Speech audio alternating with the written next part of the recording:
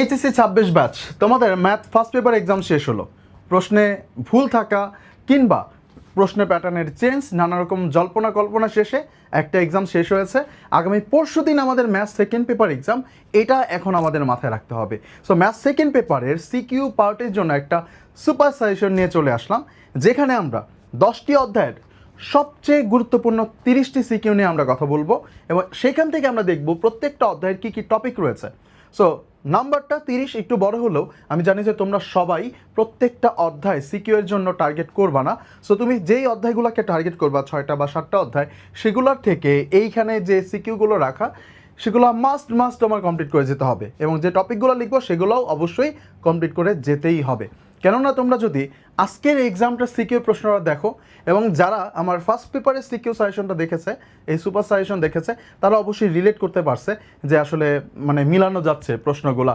Inverse matrix থেকে শুরু করে যা যা বলেছিলাম অনেকটাই প্রাসঙ্গিকভাবে এসেছে। সো আশা করি সেকেন্ড পেপারেও তোমরা হিউজভাবে উপকৃত হবা যদি এই অনুযায়ী চলো। এই অল্প সময়ে এই কয়টা সিকিউ অবশ্যই যদি রিভাইজ দিয়ে যাও। চলো শুরু করে দেই আমাদের আজকের ক্লাস। সো প্রথমত আমরা বাস্তব সংখ্যা এবং অসমতা নিয়ে কথা বলবো। খুবই অল্প কয়েকটা টপিক রয়েছে। প্রথমেই আমাদের এইখান থেকে 1 নম্বর টপিক হিসেবে আমি যদি দেখি, 1 নম্বর টপিক হিসেবে আমাদের এইখানে থাকবে হচ্ছে পরম মান চিহ্নের মাধ্যমে প্রকাশ বা পরম মান চিহ্ন উঠানো। এই দুইটা প্রসেসই আমাদের এখান থেকে আসতে পারে। দেখো প্রথম প্রশ্নটা, অসমতার পরমাণ চিহ্নের সাহায্যে প্রকাশ করো। দ্বিতীয়ত, এইরকম একটা অসমতার সমাধান করতে পারে এই অধ্যায়ের সবচেয়ে গুরুত্বপূর্ণ প্রশ্ন। এইখান থেকে যদি প্রশ্ন আসে তাহলে এই অসমতার সমাধান এইটা মাস্ট আসবে, কোনো মিস নাই। মাস্ট কোনো মিস নাই, এইটা এখান থেকে আসবেই। তৃতীয়ত, দেখো এই ধরনের একটা প্রমাণ দিতে পারে আমাদেরকে পরমাণু রিলেটেড।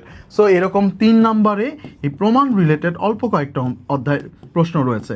সো বাস্তব সংখ্যা এবং যোগাশ্রয় দুইটা মিক্স করে একটা সিকিউ আসার চান্স অনেক বেশি এবং এই দুইটাকে তুমি যদি টার্গেট করো, তোমার বিশ্বাস করো খুবই অল্প সময় লাগবে। তুমি আগেও যদি শেষ না করে থাকো, এই টপিকগুলো শেষ করো, তোমার খুব অল্প সময় একটা সিকিউ কনফার্ম হবে এই দুইটা অধ্যায় থেকে। আসো পরের সিকিউটা, যশোর 2017 সমাধান করতে বলছে। ওই যে পরম মানের এল এর সমাধান সেট অসমতা পরমাণ চিহ্নের সাহায্যে প্রকাশ করো, অলরেডি আলোচনা করেছি।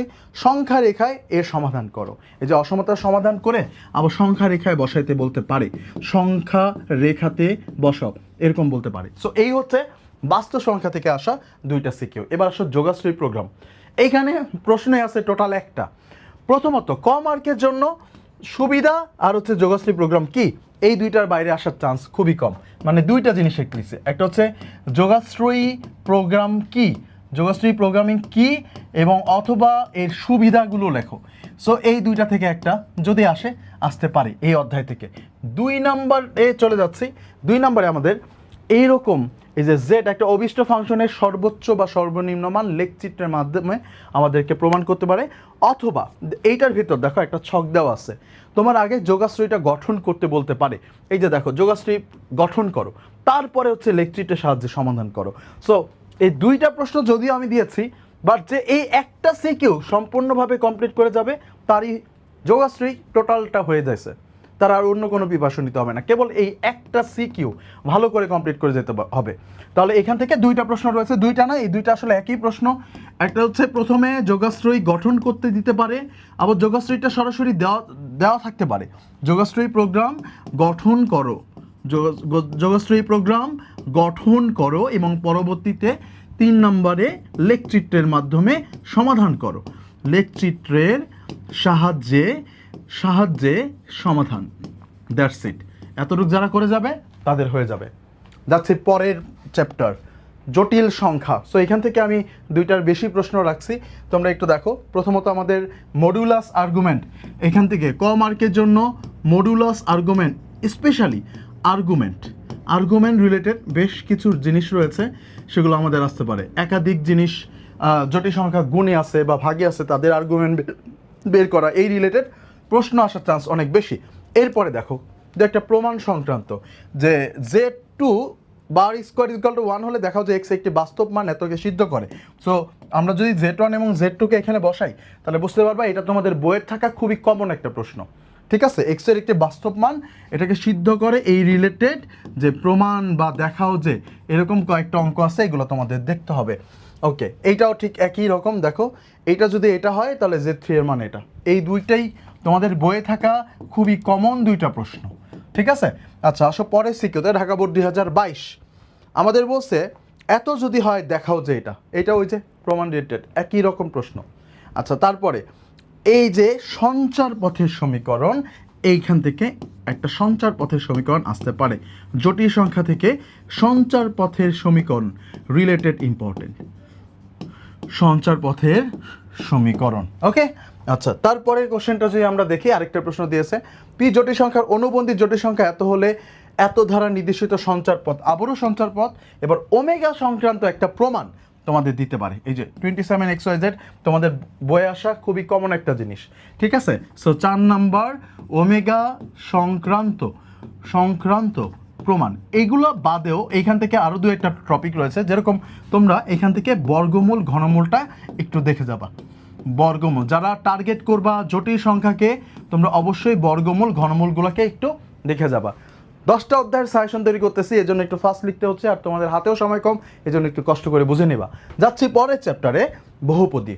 সো বহুপদী আমাদের খুবই গুরুত্বপূর্ণ একটা চ্যাপ্টার, এবং সহজ হিসেবে তোমরা অনেকেই মানে ম্যাক্সিমাম এটাকে টার্গেট করে থাকো।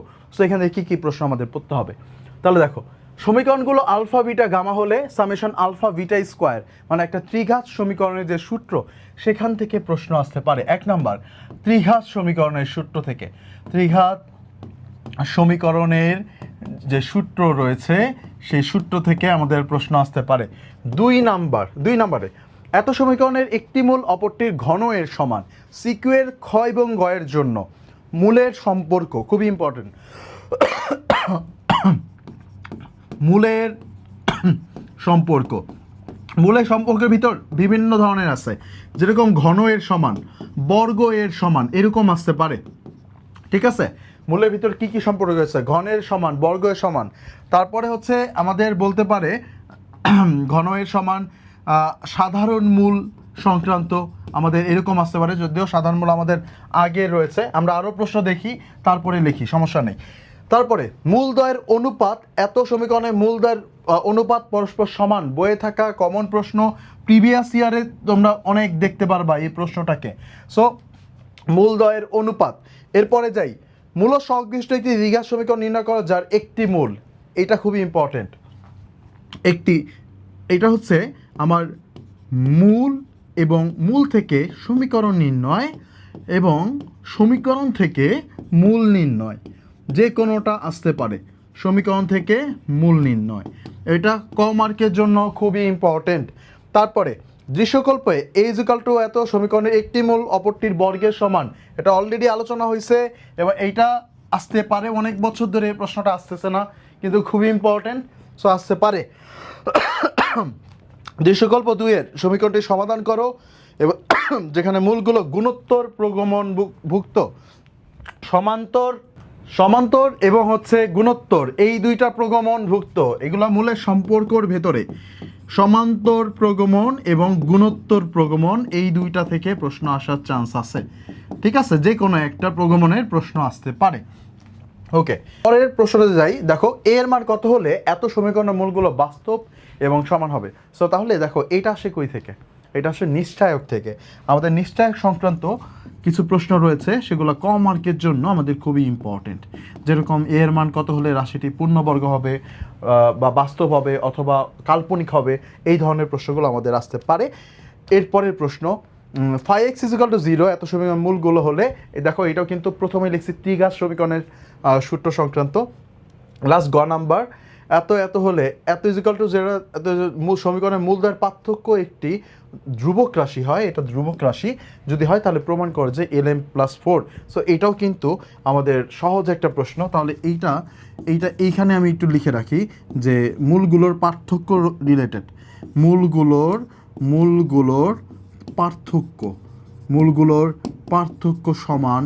পার্থক্য সমান বা মূলগুলোর অনুপাতের মান সমান, এরকম দুইটা প্রশ্ন রয়েছে, যেটা এইখানে একটা দেখছি আর ওই পেজে একটা দেখেছি। সো এই প্রশ্নগুলা, এই কয়েকটা জিনিস আমাদের বহুপদী অধ্যায় থেকে মাস্ট দেখতে হবে।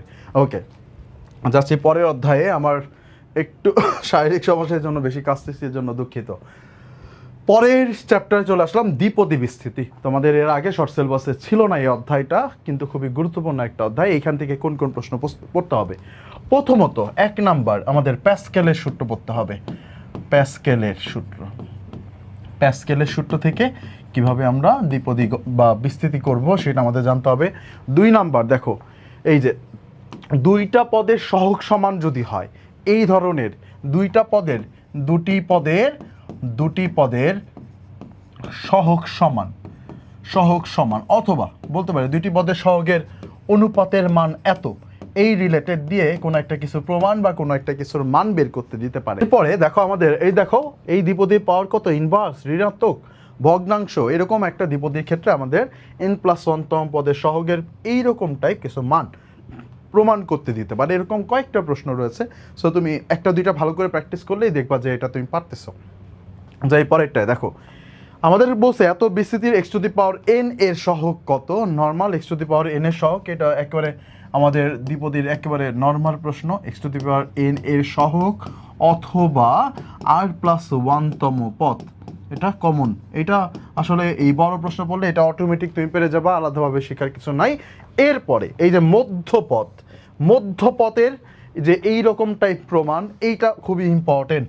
তারপরে মধ্যপদের মান নির্ণয়, মধ্যপদের কনসেপ্টগুলা খুবই ইম্পর্টেন্ট প্রমাণ সংক্রান্ত। ওকে, এরপরে দেখো আমাদের বলছে রাশিটির বিস্তৃতিতে দুইটি ক্রমিক পদের সহগের অনুপাত দেওয়া আছে।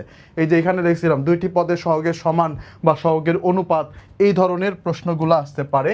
পরে সিকিউতে দেখো এত এর পদ সংখ্যা কত, এটা এমনিতেই শিখে যাবা। এত এর মধ্যপদ নির্ণয় করো, একটু আগে দেখছিলাম মধ্যপদ। এত এর প্রথম 3টি পদ, এই প্রশ্নটা খুবই ইম্পর্টেন্ট, খুবই বইয়ের একটা কমন একটা প্রশ্ন। সো এটাও করবা। তাহলে এইখান থেকে দেখো আর বেশ কয়েকটা, অনেক টপিক কিন্তু না, অল্প কয়েকটা টপিক তোমার ভালো করে জেনে যেতে হবে। এরপরে চলে যাব আমাদের একমাত্র জ্যামিতিক অংশ আমাদের সেকেন্ড পেপারে, যেখান থেকে মাস্ট 10টি মার্ক থাকবেই, কোনো মিস নাই। চলো আমরা এখান থেকে এটা সলভ করি। দেখো প্রথমত আমাদের একটা উপবৃত্তের প্রথম কেস, সেটা হচ্ছে পরাবৃত্ত উপবৃত্ত, এখান থেকে মাস্ট আসবে, কোনো মিস নাই। এবং হচ্ছে অধিবৃত্তের উপাদান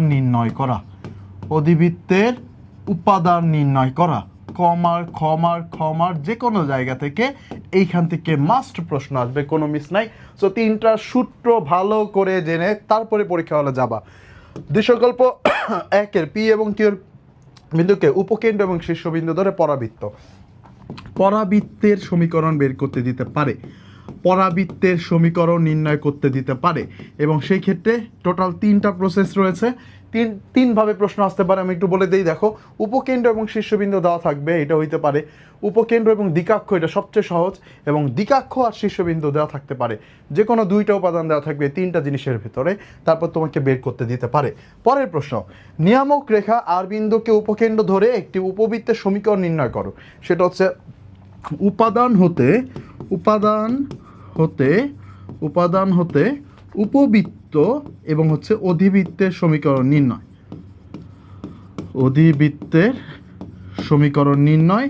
সো তুমি যদি সূত্রগুলো ভালো করে জানো, তাহলে তুমি এগুলো ভালো করে পারবা। ঠিক আছে, ভালো করে পারবা। এবার আসো পরেরটায়। উপবৃত্তের পরামিতিক স্থানাঙ্ক নেওয়া আছে, উপকেন্দ্র এত, আমাদের পরামিতিক স্থানাঙ্ক নির্ণয় করতে বলছে, এগুলো কমন প্রশ্ন। অধিবৃত্তের অসীম তটের সমীকরণ খুবই ইম্পর্টেন্ট, এটা এমসিকিউ অথবা সিকিউ যে কোনো জায়গায় আসতে পারে, তবে আমার মতে এমসিকিউতে আসার সম্ভাবনা বেশি। অসীম তটের সমীকরণ নির্ণয়। তারপরে 5 নম্বরে যদি যাই, আমাদের দৃশ্যকল্প তথ্যকে অধিবৃত্তের সমীকরণ নির্ণয় করো। এই যে এইখানে বলছি তথ্য কি দেওয়া আছে দেখো, অধিবৃত্তের উপকেন্দ্র 2টা দেওয়া আছে আর উৎকেন্দ্রিকতা দেওয়া আছে। উপকেন্দ্রদ্বয়ের দূরত্ব এর মাধ্যমে এবং উৎকেন্দ্রিকতার মাধ্যমে তোমরা এটা বের করে ফেলতে পারবা। এরপরে আসো কণিকের থেকে আরও 2টা প্রশ্ন রয়েছে। আমাদের দৃশ্যকল্প 1 হতে আমরা খ এবং গ নিয়ে আলোচনা করি। দৃশ্যকল্প 1-এ পরাবৃত্তের শীর্ষ দেওয়া আছে, পরাবৃত্তটি এত বিন্দুগামী হলে এ বি সি এর মান নির্ণয় করো। তাহলে দেখো 1 নম্বর, যে এটা কমন একটা প্রশ্ন, এটা হচ্ছে আমাদের পরাবৃত্ত। সো আমাদের এখানে দেওয়া আছে শীর্ষবিন্দু আর পরাবৃত্তের উপরস্থ একটা বিন্দু। সো এর মাধ্যমে পরাবৃত্তটা বের করে সেটাকে এই ফরম্যাটে এনে এটার সাথে তুলনা করলেই এবিসি এর মানটা তোমরা পেয়ে যাবা। আচ্ছা, এরপরে আলোকে উপকেন্দ্রিক লম্বের দৈর্ঘ্য এত একক হলে অধিবৃত্তের সমীকরণ নির্ণয় করো। অলরেডি আগের পেজে লিখেছি, উপাদান থেকে উপবৃত্ত অধিবৃত্তের সমীকরণ নির্ণয় করা। কণিকটির স্পর্শ করলে স্পর্শবিন্দুর স্থানাঙ্ক। সো এইটা একটু মানে খুবই কমন একটা প্রশ্ন না, আউট একটা প্রশ্ন রয়েছে, আমাদের আউট প্রশ্ন অবশ্যই আসবে। সো এইগুলো একটু বুদ্ধিমানের মতো খেয়াল রাখতে হবে। আমি শুধুমাত্র ওই টপিকগুলাই এইখানে লিখতেছি যেগুলো বুলেট টপিক, সেগুলো মাস্ট আছে ওইগুলো। ওকে, সো এই জন্য এটা লিখলাম না। সমীকরণটি প্রমিত আকারে প্রকাশ করে উপকেন্দ্রিক লম্বের দৈর্ঘ্য নির্ণয় করো। এটা সমীকরণ নির্ণয় করো, আমরা অলরেডি এটা প্রথমে লিখেছি যে কোন একটা উপবৃত্তের সমীকরণ থেকে উপাদান নির্ণয় করা। ওকে, এরপরে আসো আমরা বিপরীত ত্রিকোণমিতিক ফাংশন ও ত্রিকোণমিতিক সমীকরণ। সো ত্রিকোণমিতির একটা অংশ হিসেবে এটাও খুবই ইম্পর্টেন্ট, বাট এখানে তুলনামূলকভাবে টপিক অনেক কম রয়েছে। দেখো আমাদের এই প্রমাণটা খুবই গুরুত্বপূর্ণ, ক মার্কের জন্য এই অধ্যায় থেকে এটা প্রায় আসে। সো এরকম sine inverse x cos inverse x is equal to π/2। So এটা আমরা সূত্র হিসেবেও ধরতে পারি। সো বেশ কিছু এরকম টাইপ সূত্র রয়েছে, সেই সূত্রের প্রমাণগুলো ছোট ছোট প্রমাণ, এগুলো কম মার্কের জন্য আমাদের আসতে পারে। পরবর্তীতে আমরা যদি খ নম্বর প্রশ্ন দেখি, দেখো sine square cos inverse 1/x, অর্থাৎ এইখানে আমরা ত্রিভুজের মাধ্যমে সাইনকে কস বা কসকে সাইনে রূপান্তর করে অথবা বর্গের সূত্র দিয়েও রূপান্তর করে আমরা যে এইগুলোর প্রমাণ করতে পারি। সো এই প্রশ্নটা খুবই খুবই খুবই গুরুত্বপূর্ণ। তাহলে এটা হচ্ছে আমাদের প্রমাণ সংক্রান্ত আমরা এটা হচ্ছে দুই ধরনের হতে পারে। একটা হচ্ছে ত্রিভুজের মাধ্যমে আমরা হচ্ছে আমাদের বিপরীত ফাংশনটাকে আমরা চেঞ্জ করে নিতে পারি ত্রিভুজের মাধ্যমে অথবা বর্গের সূত্রের মাধ্যমে। এই দুই ধরনের ওয়েতে, বর্গের সূত্রের মাধ্যমে ওয়েতে আমাদের চেঞ্জ করার মাধ্যমে প্রমাণ করতে হতে পারে। এবং দৃশ্যকল্প 2-এ সমীকরণটির সাধারণ সমাধান নির্ণয় করো। সো বিপরীত ত্রিকোণমিতির দুইটা পার্ট, একটা পার্ট হচ্ছে এই উপরের অন্যগুলো থেকে, আর আরেকটা পার্ট হচ্ছে সাধারণ সমাধান নির্ণয় করা।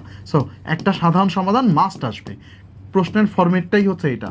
যদি একটা সম্পূর্ণ সিকিউ হয়, একটা আসবে সাধারণ সমাধান, আর ক এবং খ আসবে উপরের থেকে।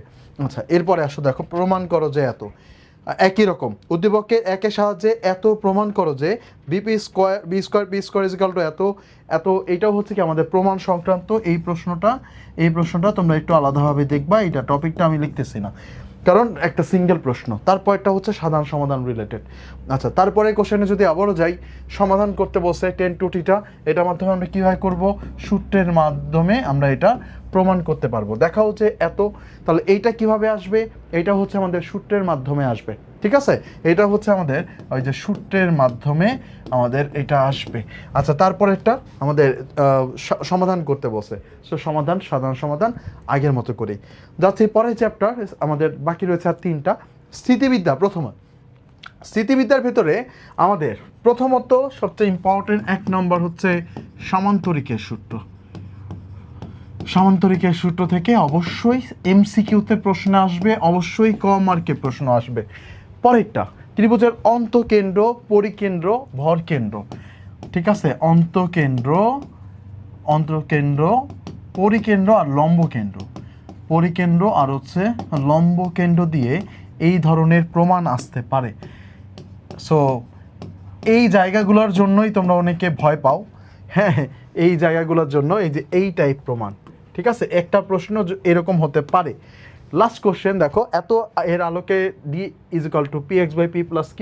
সো এটা হচ্ছে কি, এটা খুবই খুবই খুবই কমন প্রশ্ন, খুবই কমন প্রশ্ন।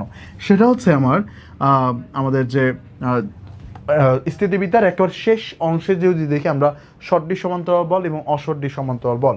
সো সদৃশ এবং হচ্ছে অসদৃশ সমান্তরাল বলের সমান্তরাল বলের ক্ষেত্রে বলের কি আমাদের বলের আমরা যদি মান পরিবর্তন মনে করো কিছু অ্যাড করলাম অথবা স্থান পরিবর্তন করলাম, তাহলে আমাদের লব্ধিরও স্থান পরিবর্তন হয়। সেই লব্ধির স্থান পরিবর্তনের পরিমাণ হচ্ছে এটা প্রমাণ করতে দেয়। অথবা মান পরিবর্তন, দুইটার সাথেই আমি একটা এক্স পরিমাণ অংশ যোগ করেছি, এরকম টাইপ প্রশ্ন আমাকে দিতে পারে। পরের প্রশ্ন, পরের প্রশ্ন, এত কিলোগ্রাম দেওয়া আছে বলদের মধ্যবর্তী কোণ। এটা খুবই কমন একটা প্রশ্ন, এমসিকিউ দুইটার কম মার্কের জন্য আসতে পারে। ভারসাম্য অবস্থায় থাকে যখন, তিনটা বল ভারসাম্য অবস্থায় থাকতে পারে, তিনটা যদি ভারসাম্য অবস্থায় থাকে যে কোনো দুইটার মধ্যবর্তী কোণ আমাকে বের করতে দেয়। তারপরেরটা দেখো, এলিমেন্ট তিনটা ও বিন্দুতে ভারসাম্য সৃষ্টি করেছে, প্রমাণ করো যে এইটা। তাহলে এইগুলা আমরা সলভ করব হচ্ছে লামির উপপাদ্যর মাধ্যমে। লামির উপপাদ্য এখান থেকে আসতে পারে, লামির উপপাদ্য। তারপরে দৃশ্যকল্প প্রমাণ করো যে এটা বিগত বছরগুলোতে এই প্রশ্নটা কয়েকটা বোর্ডে আসছে, বারবার আসছে। সো কমন, যেহেতু সমন্বিত এক্সাম, তো এই প্রশ্নটা আসতে পারে। এইটা দৃশ্যকল্প 2টা দেখো, 2L দীর্ঘ এবং পি ওজন পৃষ্ঠের সুষম তক্তা, পি দূরত্বে দুইটি খুঁটির উপর আনুগ্য অবস্থিত, একে না উল্টিয়ে দুই প্রান্তে পর্যায়ক্রমে কিউ এবং আর ওজন ঝুলানো রয়েছে, এটা আমাদেরকে প্রমাণ করতে বলেছে। সো এই প্রশ্ন তোমাদের পরীক্ষায় আসতে পারে। ওকে, পরের কোশ্চেনে আমরা যাচ্ছি। পরের কোশ্চেনে দেখো, এখান থেকে একটু বেশি প্রশ্ন রাখছে। আমার তোমাদের কাছে অ্যাডভাইস থাকবে, যদি তোমরা অনেকেই স্থিতিবিদ্যা এই মুহূর্তে এসে টার্গেট করো, টার্গেট না করাই ভালো, কারণ এখানে আসলে অনেক সময় দিতে হবে। ঠিক আছে, পরের প্রশ্নে যাচ্ছি। দেখো আমাদের কি বলছে, একজন লাঠির, এটা খুবই কমন প্রশ্ন, সদৃশ সমান্তরাল এবং অসদৃশ সমান্তরাল বলের প্রশ্ন। তারপরের এই অঙ্কটা খুবই কমন একটা প্রশ্ন। দেখো কি বলেছে, একটা সুষম গোলক কোনো একটা দেওয়ালের ভিতরে ঝোলানো আছে, সেই ক্ষেত্রে যে প্রতিক্রিয়া বল। কমন প্রশ্ন, আমি এখানে লিখে দিচ্ছি। ঠিক আছে, দেয়ালে ঝোলানো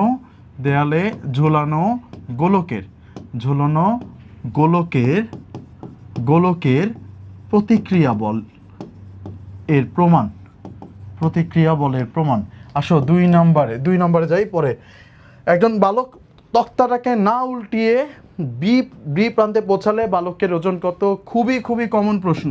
সো এই সিকিউগুলো আসলে যারা করে যাবে তাদের আসলে আলাদা করে ওরকমভাবে টপিক না জানলেও হবে। পরেরটা, আর এস টি বলতো এইচ বিন্দুতে বিন্দুগামী হলে প্রমাণ করো যে এটা। এইচ কি লম্বকেন্দ্র, এর আগেও বলছি। 2 নং, বলগুলো ক্রিয়ারেখা কোনো একটি সমবাহু ত্রিভুজের বাহুগুলো সমান্তরাল হলে লব্ধির মান বের করো। এটা হচ্ছে লম্বাংশের সূত্র দিয়ে, লম্বাংশের সূত্রের প্রমাণ। আসো পরেরটা, নেক্সট সমতলে বস্তু গণার গতি। দৃশ্যকল্প 2-এর প্রথম প্রশ্ন যেটা আছে, তৃতীয় সেকেন্ডে একটা নির্দিষ্ট তম সেকেন্ডে অতিক্রান্ত দূরত্ব, এর সূত্র হচ্ছে u + ½ f × 2t - 1। এটা আলাদাভাবে ইম্পর্টেন্ট। নর্মাল গতীয় সমীকরণের সূত্রগুলো আমরা সবাই জানি, বাট এটা একটু নতুন, এইটা থেকে সবচেয়ে বেশি প্রশ্ন আসে। খ নম্বর, দৃশ্যকল্প 2, মোটরসাইকেল আরোহী কত দূরে গিয়ে অশ্বারোহীকে ধরতে পারবে? এটা হচ্ছে কি আমাদের ত্বরণ বনাম বেগ। এইটা আমরা ছোটকাল থেকেই দেখে আসতেছি। ঠিক আছে, ত্বরণ বনাম সমবেগ এর যে অঙ্ক, ইঁদুর বিড়ালের অঙ্ক, একজন ত্বরণে একজন সমবেগে, সেটা। দৃশ্যকল্প 1 অনুসারে বস্তুটি স্তম্ভ হতে কত দূরে ভূমিকে আঘাত করবে? এটা হচ্ছে আমাদের প্রাস, এবং প্রাসের ভেতরে সবচেয়ে বেশি গুরুত্বপূর্ণ যেটা, সেটা হচ্ছে একটা নির্দিষ্ট, মনে করো বিল্ডিংয়ের ছাদ, নির্দিষ্ট উচ্চতা থেকে তির্যকভাবে বস্তু, নির্দিষ্ট উচ্চতা হতে নিক্ষিপ্ত প্রাস, আমি প্রাস এভাবে শর্টকাটে লিখলাম। ঠিক আছে, একটা বিল্ডিংয়ের ছাদ থেকে আমি একটা বস্তুকে 30 ডিগ্রি কোণে নিক্ষেপ করছি, ও ভূমি থেকে কত দূরে যেয়ে পৌঁছাবে, অথবা আমি যে উচ্চতা থেকে নিক্ষেপ করছি সেই উচ্চতার আসলে কত উচ্চতা, মানে ওয়াই এর মান বের করতে দেয়। এই রিলেটেড প্রশ্ন অনেক ইম্পর্টেন্ট, এইটা ইম্পর্টেন্ট প্রশ্ন। হ্যাঁ, তারপরের সিকিউতে চলে যাচ্ছি। দেখাও যে দুটি সমমানের সমবিন্দু বেগের লব্ধি অন্তরকোণকে সমদ্বিখণ্ডিত করে সামান্তরিকের সূত্র। তারপরেরটা, এইটা হচ্ছে আমাদের প্রাসের যে সূত্রগুলো আছে, অর্থাৎ এইচ আর টি, এই 3টা জিনিসের সূত্র মোস্ট ইম্পর্টেন্ট ফর সিকিউ এবং এমসিকিউ, এবং এদের সূত্রগুলো যদি জানো তাহলে সূত্রগুলো এখানে বসায় তুমি এটা প্রমাণ করতে পারো। দৃশ্যকল্প 2 হতে দেখাও যে h = 9/4x। এইচ উচ্চতা একটি টাওয়ারের শীর্ষবিন্দু হতে অবাধে পরে x মিটার দূরত্বে পৌঁছালো। টাওয়ারের শীর্ষবিন্দু 2x মিটার নিচে কোনো বিন্দু থেকে আরেকটি বল ফেলা হলো, দুইটি একই সাথে যখন পড়বে এইচ এর মান প্রশ্ন আমার এইটা বের করতে বলছে। অর্থাৎ একটা দেয়ালের উপর থেকে একটা বস্তুকে প্রথমে ছাড়ছি, ওটা কিছুটা দেওয়ার পর আরেকটা বস্তুকে ছাড়ছি, এরপরে তাদের গতীয় অবস্থা হচ্ছে তারা একই সাথে পৌঁছাইছে। তাহলে দ্বিতীয় যে বস্তুটা ছাড়ছি ওইটার বেগ কিন্তু 0, আর প্রথমে যেটা ছাড়ছিলাম ওর একটা নির্দিষ্ট বেগ প্রাপ্ত হয়ে গেছে, এরপরে তারা যাচ্ছে। সো এই রিলেটেড প্রশ্ন তোমাদের আসতে পারে। সো তোমরা এই অঙ্কটা অবশ্যই দেখবা। এরপরে আমরা চলে যাচ্ছি আমাদের পরবর্তী প্রশ্নে। একটি ট্রেন এত এত বেগে যাচ্ছে চতুর্থ সেকেন্ডে, এটা আবারও হচ্ছে নির্দিষ্টতম সেকেন্ডে, প্রমাণ করো যে এত। এটা হচ্ছে স্রোতের বেগ, স্রোতের বেগ অর্থাৎ নদী নৌকা সংক্রান্ত অঙ্ক। আচ্ছা, এটা কত নম্বর টপিক হবে? 4 শেষে 5, এইখানে লিখে দিচ্ছি নদী নৌকা রিলেটেড।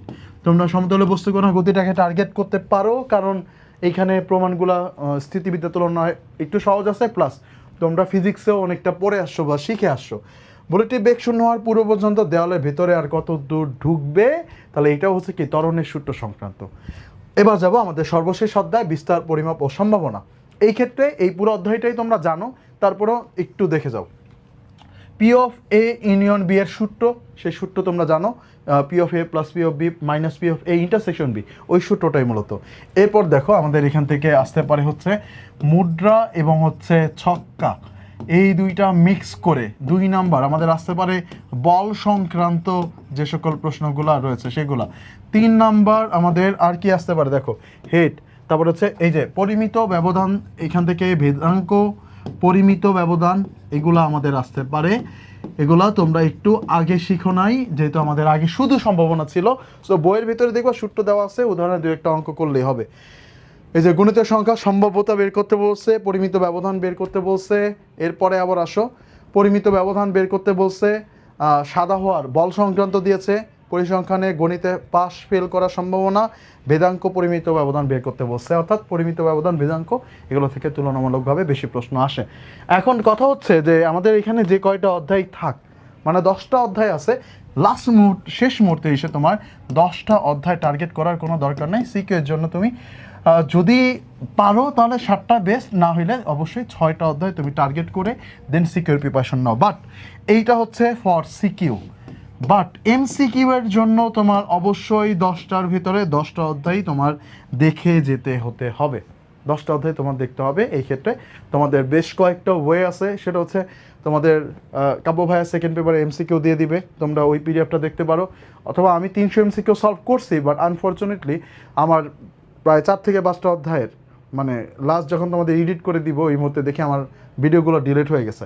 বাট আমার 300 অধ্যায়ের যে আমি হাতে লিখে সলভ করছি সেটার পিডিএফটা আমার কাছে আছে। সো কেউ যদি আমাকে ইনবক্স করো, আমি সেটার পিডিএফটা তোমাদেরকে দিয়ে দিতে পারবো। তোমরা সেগুলোর ভিতরেও সমাধান দেওয়া আছে, সাইড নোট দেওয়া আছে, সেখান থেকে দেখতে পারো। সো ধন্যবাদ সবাইকে, আজকের মতো এই পর্যন্তই। আশা করি তোমাদের শেষ এক্সামটা তোমাদের মন মতো হোক, দেন তোমরা অ্যাডমিশনের জার্নি শুরু করো। আমাদের সাথে শুরু করতে পারো আমাদের টার্গেট ডিউ 6.0 এর সাথে, যারা তোমাদের ভার্সিটিকে লক্ষ্য করে তোমাদের অ্যাডমিশন জার্নিটা শুরু করবা। আজকের মতো এই পর্যন্তই, আল্লাহ হাফেজ।